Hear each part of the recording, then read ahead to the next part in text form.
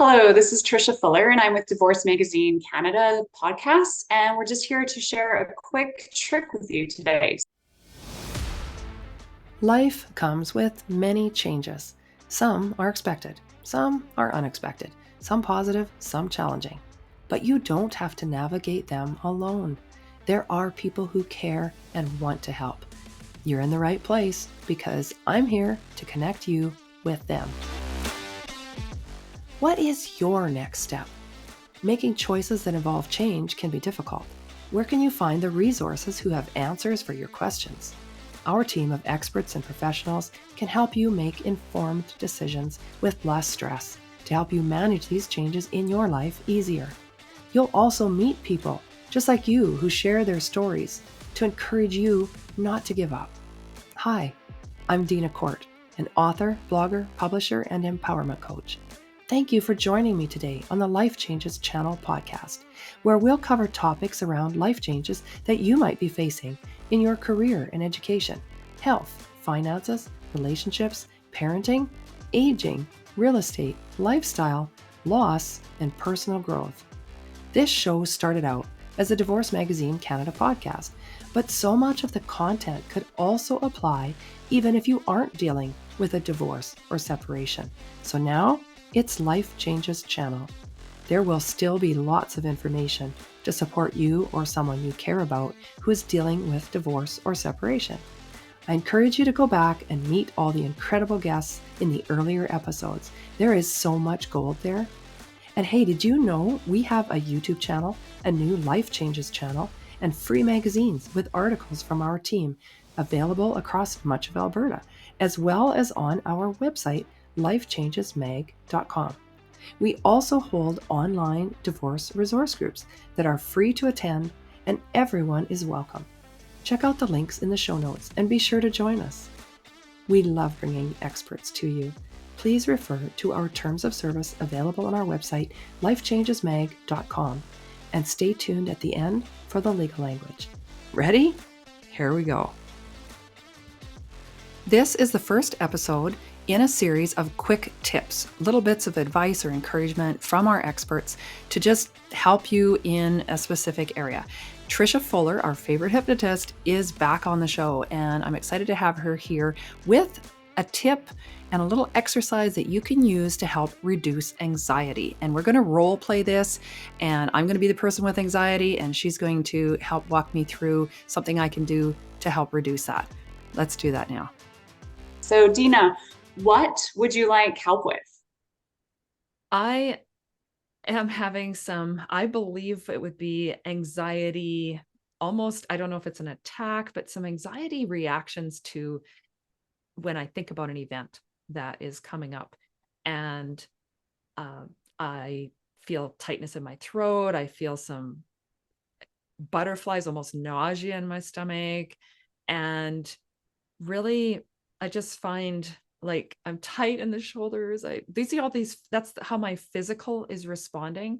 And I know it's something that I want to take part in, that I want to go to, but my mind is saying, no, this is scary. How can I work through that and show up and not be feeling those negative physical and mental reactions? How can I be there and have some peace? Okay. Correct me if I'm wrong. You also feel it like there's a vibration in your chest, Yes, it's like and then like it kind of radiates, and it almost makes you breathe very shallow, right? tightness. And there's a cool sweat that goes along with it. Is that correct? That does come up when I really think about it. It's like a tingle all over and just a sweat of nerves. Right. And if you think about it, where is your thinking at the time when that happens? Like, is it out here, or are you talking to yourself in your head? I'd say some of both. I'm picturing the crowd that will be there, the people who may be there. How are they perceiving me? How do they see me? And so that could be like an imposter syndrome that I am now creating from in my head. based on what I think the outside is perceiving me as.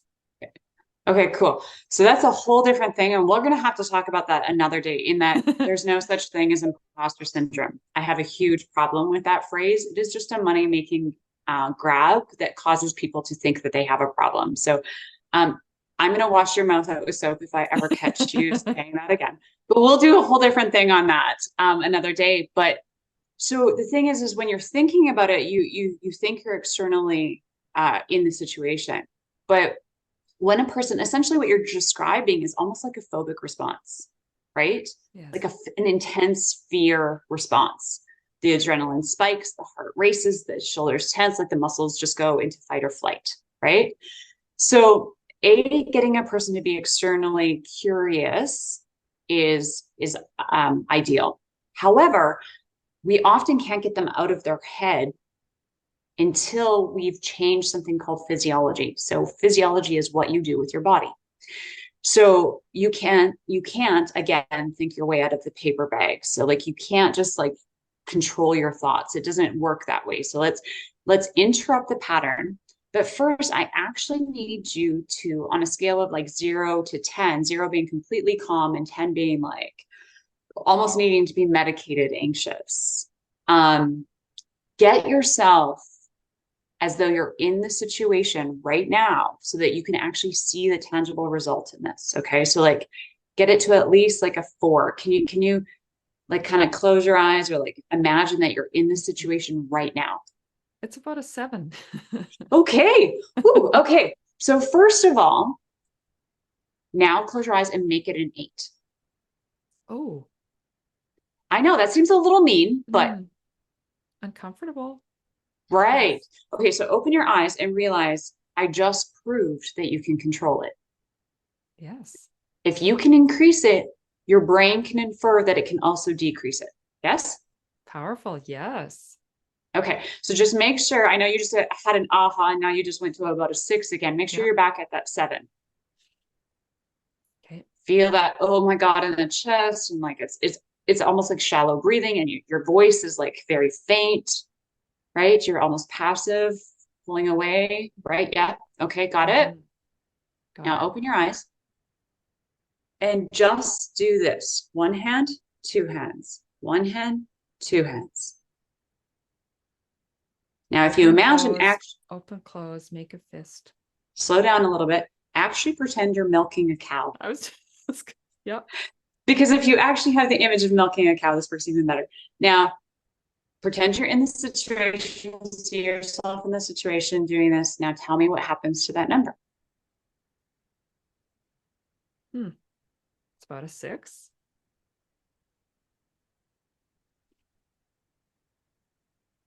Like you don't even have to think about it. You can still see yourself in that conversation. And it's almost like you're doing nothing and you're controlling it.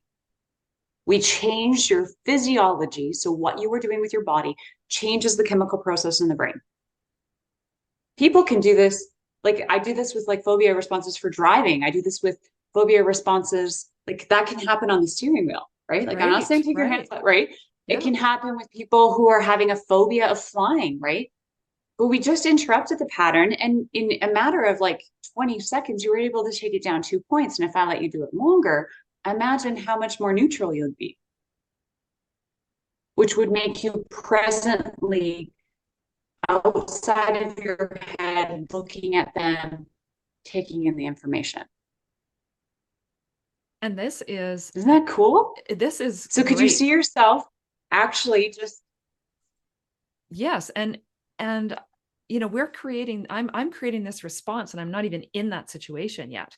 And so to practice that ahead of time will, I'm guessing, de-escalate that reaction when I'm actually there. Yeah. And again, that's that perfect practice. If you picture in your mind actually doing this technique, then it then has that resource state where it's like, I'm going to do that. And this is how I'm going to respond. You're pre-planning your destination. Yeah. Fascinating. So it's easy. You could be having a conversation and just do this and nobody even notices because your hands are at your side. Yeah. Okay. In your So pockets or behind your back. notice that I did not say both at the same time. Yes. That's interesting. It has to be one, One, then the other. another. Okay. Mm-hmm. Because that is called bilateral brain stimulation. And it makes the neurons cross the corpus callosum. Okay. It has to be one, then the other. So the idea of a stress ball was a good idea. However, people end up doing it at the same time, which is firing off an invaluable response. Mm-hmm.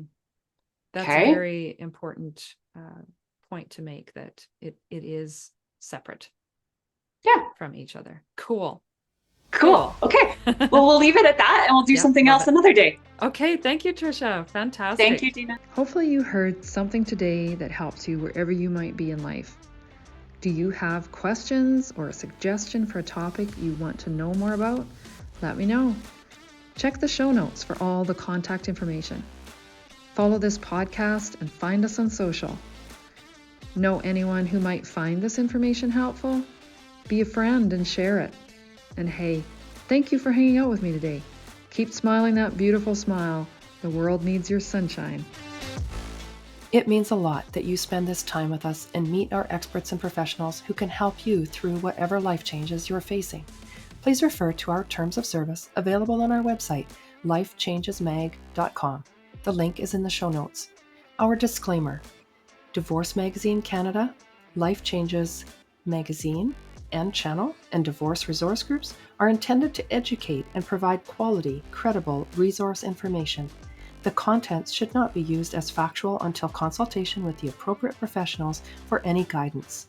Divorce Magazine Canada, Life Changes Magazine, and Life Changes channel, as well as the divorce resource groups, do not constitute endorsements for, nor liability for any claims made in the presenting of this information.